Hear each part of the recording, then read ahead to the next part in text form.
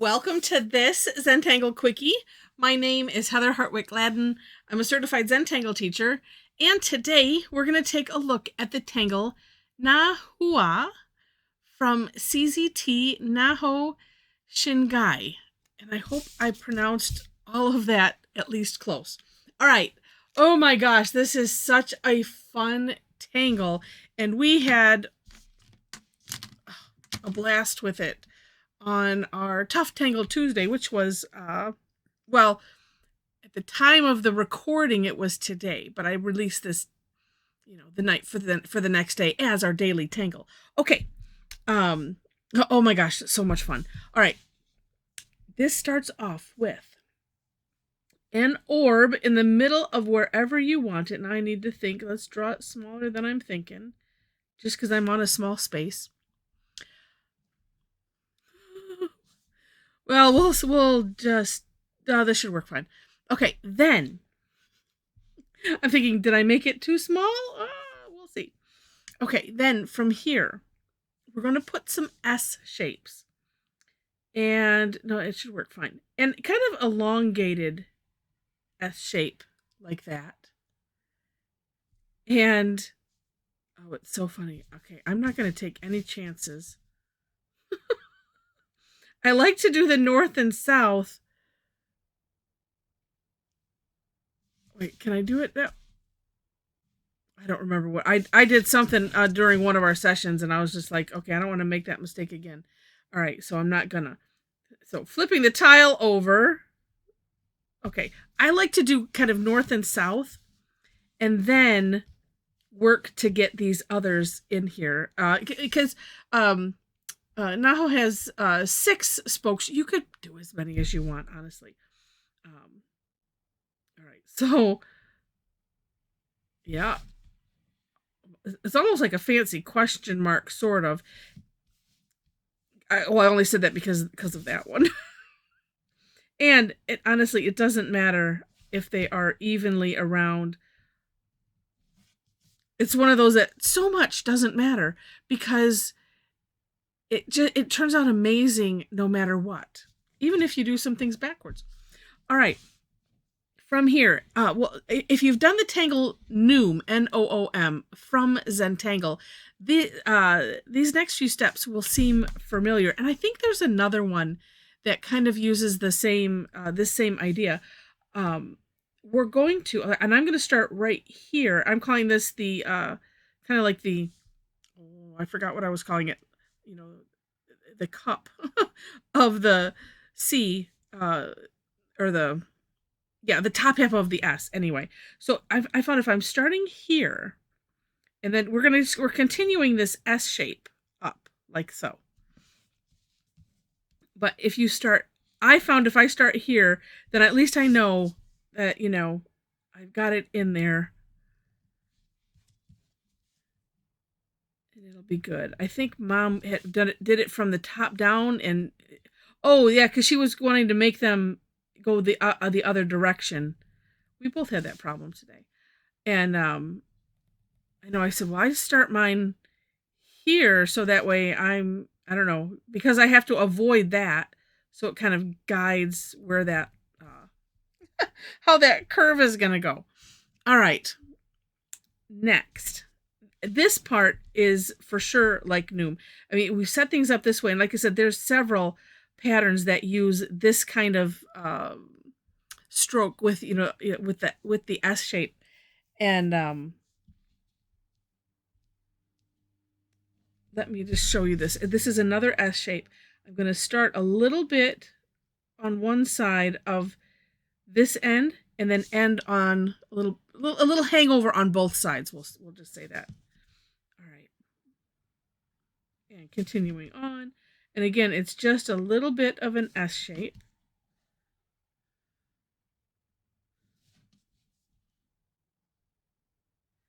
And I don't want to forget to say, but we'll fill these. Well, here, I'll do one. I like to do it at the end, but you can fill those in, and it looks really, really neat. Okay, next step is, and I'm going to extend some of these out a little bit just because I'm a little uneven, but that's all right.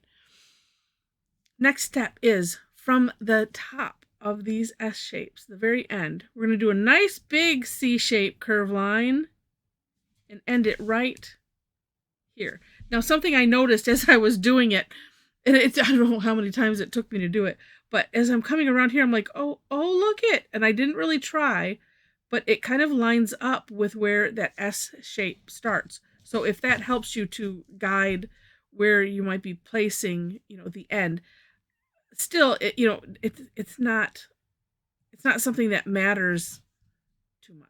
So don't fret about it is where I'm going with that.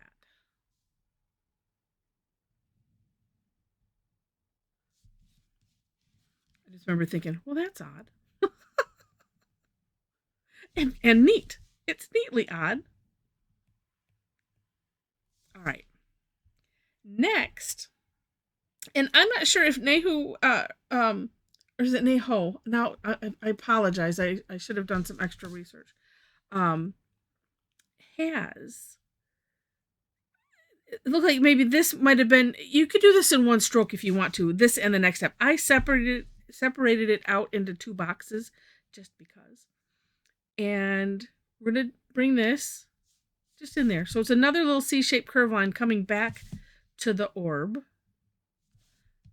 Now I am separating it from the original line, but there were some really neat tangles that happened today by bringing that right back. So it makes it look like a seed shape. Either way, it's going to look neat. Okay, now, yeah, that's all for there. Okay, next. It's so funny. I'm still trying to. We had some people that did some really, really neat things, and I'm still trying to figure out how they did them. All right. Next, though, is we're going to just do another C-shaped curve line about there. So, say midway, if we were looking from, say, here to here, about midway-ish. Again, it's all up to you, wherever you seem to think it fits well. Do that. Okay. Then, last technical step before playing and shading. We're going to connect these two, they look like peppers now. All right, so we're going to start this here, and this can be a nice squiggly line, and you're going to land it into the tip, but we're starting it off a small portion down from the tip.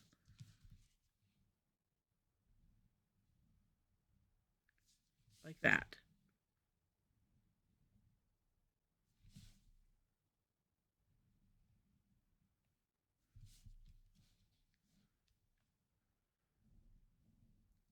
Maybe this is where I can, yeah, look at, I can make up for some not so centered spacing there.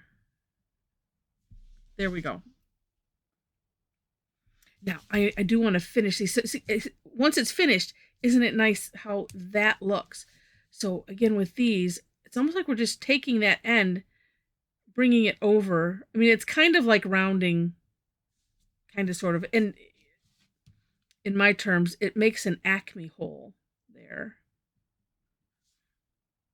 And it makes such a neat difference.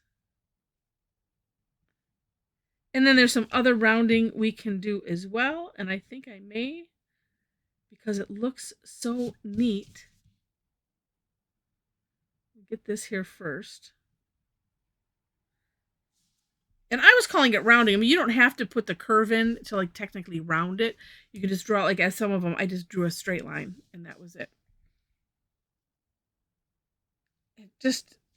I think it has a neat look. Now, you can, if you want. I am going to do some rounding because I love the way it looked. And just in these little corners,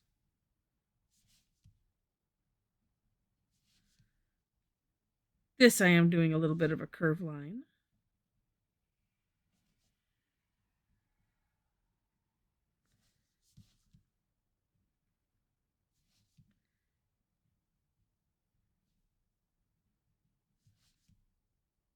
we'll just do simple shading, and then I will also show you some of the work that I did today. All right, I think I'll put a little bit up here.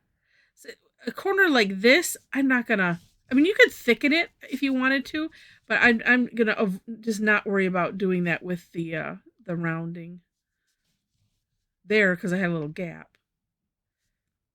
But wherever you see fit, just to add a little love to it, as Zentangle team says.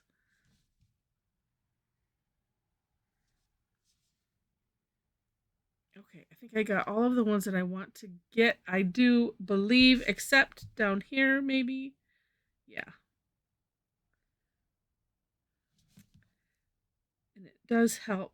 I like to have it merging in. There we go. So I don't have little bumps.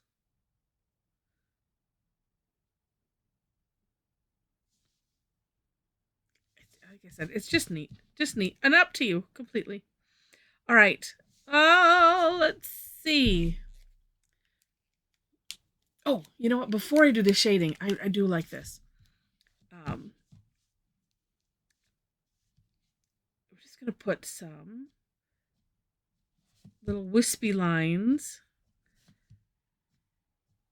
I didn't leave myself much room, but that's okay.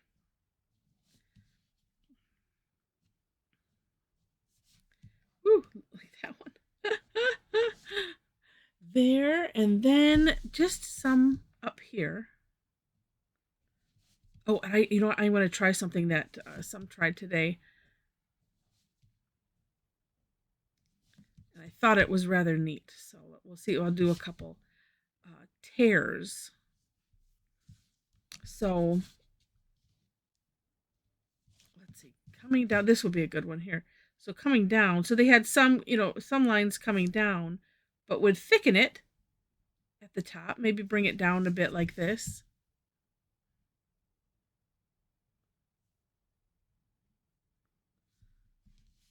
It just has an interesting look to it.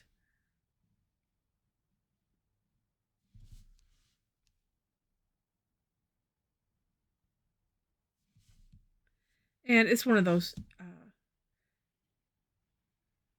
put as many as you see fit.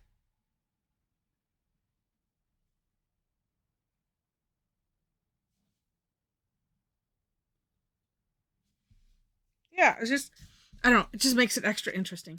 Okay, now for some shading.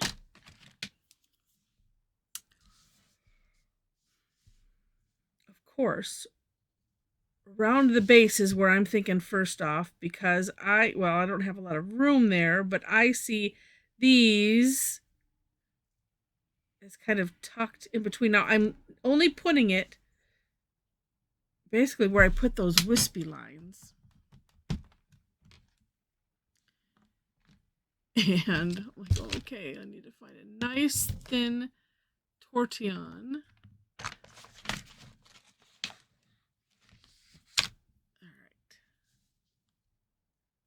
Be very careful because I want to not have it going inside of there. And it's also kind of reinforcing the little wispy lines that I put in.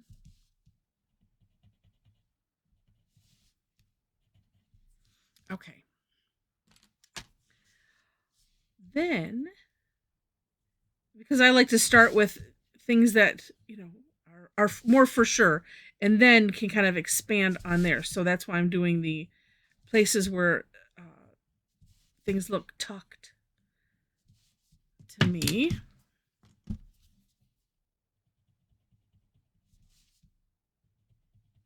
And this, I'm kind of doing, what was I call it? A scoochie motion.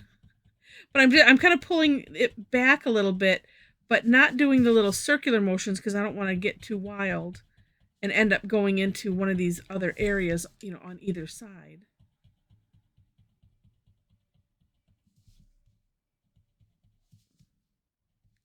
And look at how that's creating a curve already. It's so neat. And then, let's see, on this outer edge, for sure, but not in those sections.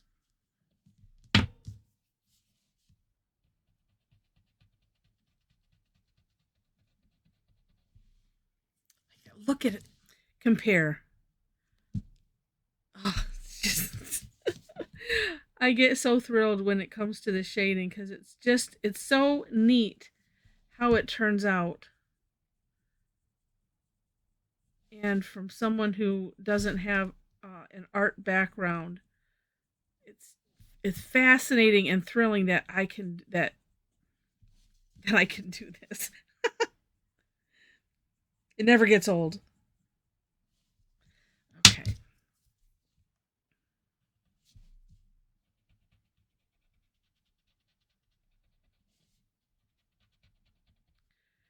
I kind of want to keep most of the dark on that edge. I like that better. I'm doing now I'm doing little teeny micro circles. That seems to be helping. Well, except for here. There we go.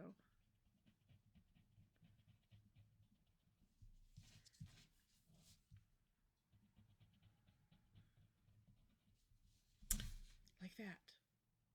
All right. And let's see, because we have to do something with these, let's just put it on one side like that. And I'm just right now using what's left on the Tortillion. We'll see how long that lasts.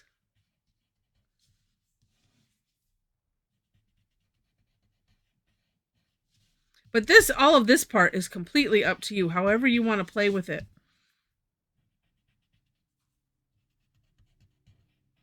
That lasted for got all of them. Oh, except okay, I got to do something in the center. So we'll do a little C shape and bring in the Tortillion, and I like to just kind of go over it until that line disappears or dissipates as much as possible. Can almost make it into an orb, just barely. Okay. Yeah. Now I'm feeling like it needs a little bit more contrast. So I'm going to, I'm gonna aura these. Yeah. I'm going to start with aura-ing them, and then if I don't like it, I'm just going to fill it all the way in, is what I was thinking. But I think I like that way.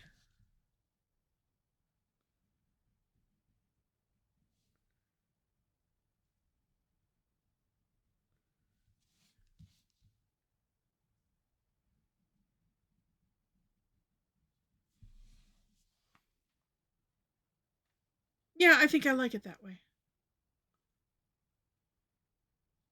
I think. Yeah. Filling it in. I did sort of, and then I didn't. All right. Well, as I'm filling this in, I hope that you are enjoying this one. If you have enjoyed it, please click on the like button. And if you liked it enough to see more, would love to have you be a subscriber to the channel. Oh, and I'll show you what we did today in a moment. In the description section, do take a look at for more inspiration link. I like this a lot better filled in. Yeah, for more inspiration link, so you can see this right from Na-Hua's hand. And I also do my own version, and so you will see that there. Below that is a link to is my link tree, where you can find links for everything, all my social media, website, so you can follow my blog if you like. Facebook page, you follow me there for classes and other things. We have a Tangle Addicts community group. You can join us there for extra fun. There are 4 questions you have to answer in order to gain entry, just to let you know. And it's self-explanatory. All the links. So today, here are the towels. Oh, you know what? Because I like the morning one best, I'm going to show you the one I did in the evening playing with this. And like which way was my up? It was this way. I didn't put a chop on it yet. Just having fun and playing around, and things went awry with this one, but it all worked out great. And as I said, well, oh yeah, no, was it? Yeah, was it only yesterday's? It's like, you got to keep going, especially when when I say there's no such thing as a mistake, and just keep it up. And there's always something interesting that can happen. And so I had to do that. And I like how this has turned out so far. I don't know if I'm done, but I'm close. So anyway, that was a lot of fun. And then this was the morning one. I'm totally thrilled with this one. Just amazed at how this one turned out. It was one of those, who did that moments. Yeah, totally thrilled with it. And, there's just so much fun that you can have. And if you do it big enough, you don't have to just color it in like that. You don't have to color it in at all. Remember, black, white shades of gray is the basis of everything Zentangle. So don't feel like you have to color things in. If you do this big enough, I'm going to add this to my Zendala/Mandala bases, because, like I said, if you do it big enough, you could make a really nice mandala out of it, and putting patterns in there. So up to you. So if you would like to join in on this kind of fun, and like I said, this is a free class.